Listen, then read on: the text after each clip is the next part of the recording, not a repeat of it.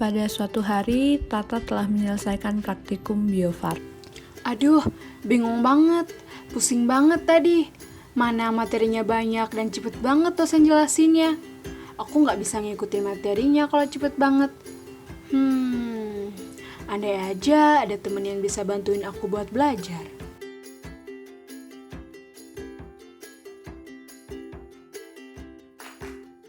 Halo Sisi. Halo Tata. Ya ampun, sekarang kita udah jarang ketemu ya, gak seperti pas SMA dulu. Iya nih, kangen banget sama kamu, Tak. Kamu habis ngapain nih? Praktikum ya?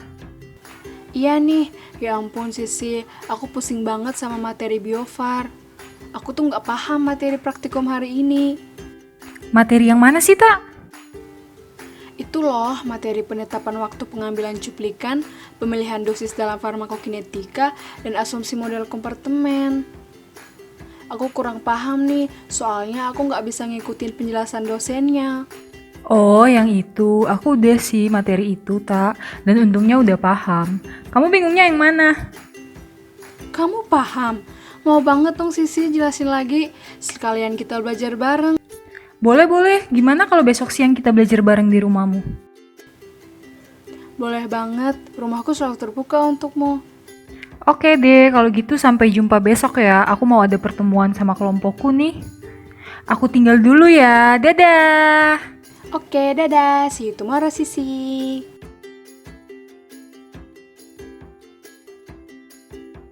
Yuk kita belajar. Jelasin ya, Sisi. Oke, aku jelasin dari awal ya. Jadi, pertama, penetapan waktu pengambilan cuplikan menjadi hal yang penting dalam menentukan model kompartemen. Kesalahan dalam waktu pengambilan cuplikan dapat menyebabkan kesalahan dalam penentuan model kompartemen. Untuk menghindari kesalahan tersebut, maka waktu sampling hendaknya dilakukan sedini mungkin sesudah pemberian obat, terlebih lagi untuk obat yang diberikan secara intravena. 1. Jika kinetika obat mengikuti model satu kompartemen terbuka, maka pencuplikan pada tahap distribusi tidak diperlukan. 2. Jika kinetika obat mengikuti model 2 kompartemen terbuka, maka distribusi cuplikannya adalah 3 titik pada tiap tahap absorpsi, sekitar puncak, distribusi, dan eliminasi. 3. Apabila yang digunakan sebagai cuplikan adalah darah, maka pencuplikannya dilakukan sampai 3-5 kali tes tengah eliminasi obatnya. 4. Apabila yang digunakan sebagai cuplikan adalah urin, maka pencuplikannya dilakukan sampai 7-10 kali tes tengah eliminasi obatnya. Setelah waktu pencuplikan ditetapkan, langkah selanjutnya adalah menentukan dosis yang akan diberikan pada subjek uji. Pemilihan dosis mengacu pada LD50 obat yang akan diuji, dengan menggunakan dosis awal sebesar 5-10% dari LD50 intravena. Namun hal tersebut perlu dipertimbangkan apakah kepekaan metode analisis mendukung besaran dosis tersebut, sehingga pada fase eliminasi kadar obat masih dapat dimonitor. Dosis awal tersebut lalu dinaikkan menurut besaran tertentu untuk mendeteksi timbulnya kinetika tergantung dosis. Nah, selanjutnya kita akan belajar jenis-jenis kompartemen ya. Jadi, tubuh merupakan suatu susunan sistem dari kompartemen-kompartemen yang berhubungan secara timbal balik satu dengan yang lainnya. Model kompartemen tubuh merupakan model kompartemen terbuka. Kegunaan dari model kompartemen ini adalah untuk merumuskan persamaan diferensial untuk menggambarkan perubahan konsentrasi obat dalam masing-masing kompartemen, memberikan suatu gambaran nyata dari kecepatan proses, menunjukkan berapa banyak tetapan farmakokinetik yang diperlukan untuk menggambarkan suatu proses secara memadai. Macam-macam model kompartemen. 1. Model Memilleri, yaitu model yang terdiri atas satu atau lebih kompartemen perifer yang dihubungkan dengan kompartemen sentral dan paling umum digunakan dalam farmakokinetika. Contohnya, model kompartemen terbuka 1 injeksi intravena, model kompartemen terbuka ekstravaskular, model kompartemen 2 terbuka injeksi intravena, model kompartemen terbuka 2 ekstravaskular. Konsep dari model satu kompartemen terbuka adalah obat dengan dosis tertentu melalui sisi administrasinya akan masuk ke dalam cairan tubuh manusia, kemudian keluar dalam bentuk urin, feses, keringat, atau air susu. Konsep dari model 2 kompartemen adalah obat dengan dosis tertentu melalui sisi administrasinya akan masuk ke dalam kompartemen sentral tubuh yang kemudian dapat terdistribusi ke kompartemen periferal dengan laju distribusi konstan dan kemudian ada yang diekskresikan melalui urin, feses, dan keringat. 2. Model quaternary, yaitu model yang terdiri atas kompartemen-kompartemen yang bergabung satu dengan yang lain menjadi deretan kompartemen. 3. Model fisiologik atau model aliran darah atau model perfusi, yaitu model yang didasarkan atas data anatomi dan fisiologi yang diketahui. Parameter farmakokinetika dalam tiap fase farmakokinetika. Yang pertama absorpsi, distribusi, kemudian eliminasi. Absorpsi. Tetapan kecepatan absorpsi atau Ka merupakan kecepatan masuknya obat ke dalam sirkulasi sistemik dari tempat pemberiannya. Kemudian AUC merupakan pengukuran kuantitas obat di dalam tubuh. Berapa banyak obat diabsorpsi dari sejumlah dosis yang diberikan. Perhitungan AUC, trapezoidal rule, dan persamaan dari data darah. Kemudian C, fraksi obat yang diabsorpsi atau FA. Fraksi obat yang masuk ke sirkulasi sistemik setelah diberikan dengan dosis tertentu PO dibandingkan dengan fraksi yang masuk ke sirkulasi sistemik setelah diberikan IV dengan dosis yang sama. Kemudian ada distribusi. Yang pertama adalah volume distribusi. Untuk mengaitkan konsentrasi plasma dengan jumlah obat dalam tubuh. Obat-obatan dengan distribusi ekstravaskuler yang besar memiliki VD yang besar dan sebaliknya, obat-obatan dengan kelarutan lemak yang rendah memiliki VD kecil. Koefisien distribusi. Beberapa keterangan. VC sama dengan volume sentral. VD area, volume distribusi dengan metode area.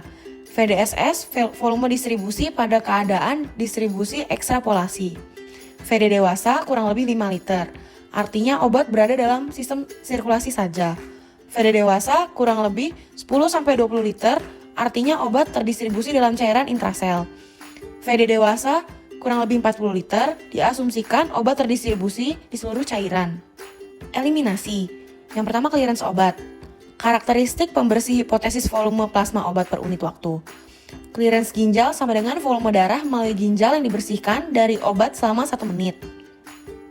Berikutnya adalah tetapan kecepatan eliminasi, KEL. Fraksi obat yang ada pada suatu waktu yang akan tereliminasi dalam satu satuan waktu. Tetapan kecepatan eliminasi menunjukkan laju penurunan kadar obat setelah proses kinetika mencapai keseimbangan. Kemudian ada waktu paruh eliminasi, merupakan waktu yang dibutuhkan untuk mengubah jumlah obat di dalam tubuh menjadi 1/2 selama eliminasi, atau selama infus yang konstan.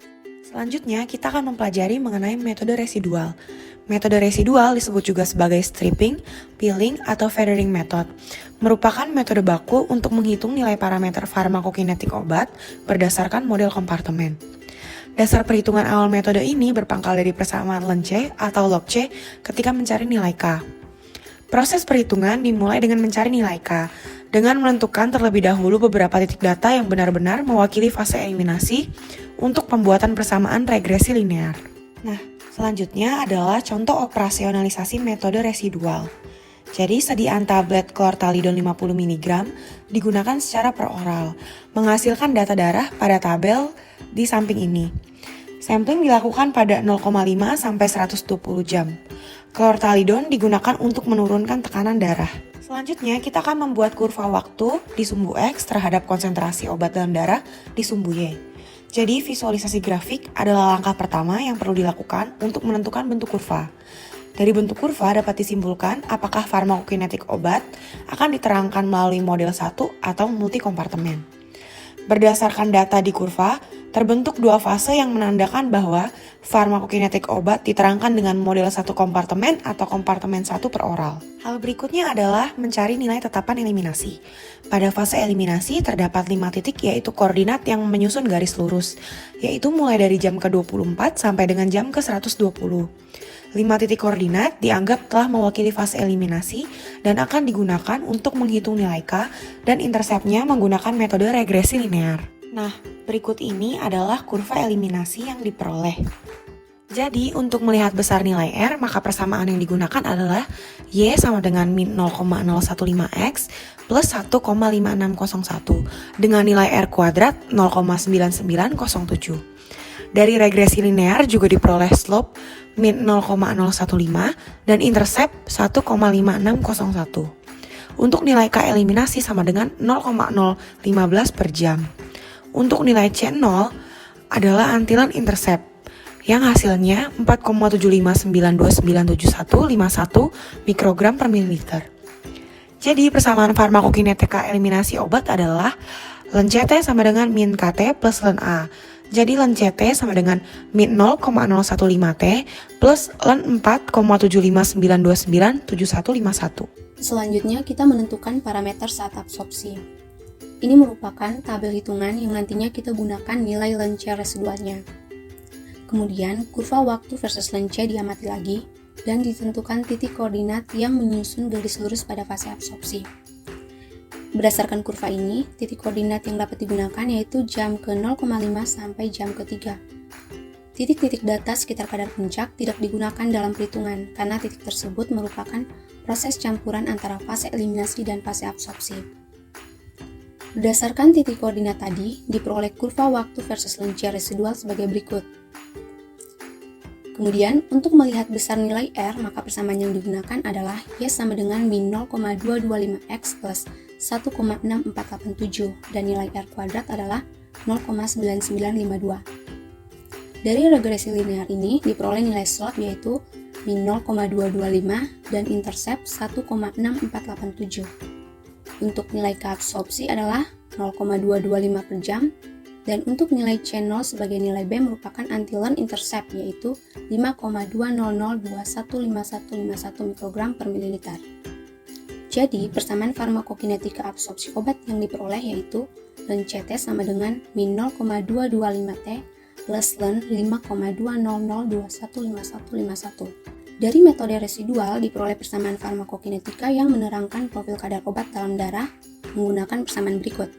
CP sama dengan A kali E pangkat min K kali T dikurang B kali E pangkat min Ka kali T, sehingga didapatkan sebagai berikut. Kemudian kita melakukan hitungan terhadap parameter lainnya. Untuk nilai keeliminasi dan keabsorpsi yang digunakan berdasarkan perhitungan sebelumnya, yaitu keeliminasi 0,015 per jam dan keabsorpsi 0,225 per jam. Yang pertama kita hitung nilai AUC menggunakan rumus B per K dikurang A per keabsorpsi. Kemudian dimasukkan ke dalam rumus seperti ini dan diperoleh nilai AUC adalah 294,174 mikrogram jam per mililiter. Untuk tes setengah eliminasi digunakan rumus 0,693 per keeliminasi, sehingga didapatkan nilai tes setengah eliminasi adalah 46,2 jam.